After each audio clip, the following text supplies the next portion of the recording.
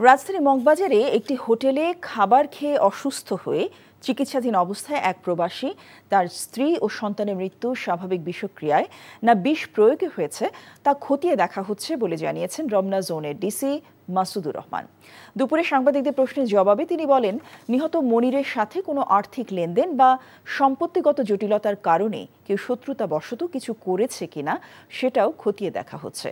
মগবাজারের যে রেস্তোরাঁ থেকে খাবার নেওয়া হয়েছে তাদেরকে জিজ্ঞাসাবাদ করে তেমন কোনো সংশ্লিষ্টতা পাওয়া যায়নি। তবে রেস্তোরাঁ থেকে পার্সেল নিয়ে যাওয়া ব্যক্তি রফিককে সন্দেহভাজন হিসেবে আটক রাখা হয়েছে।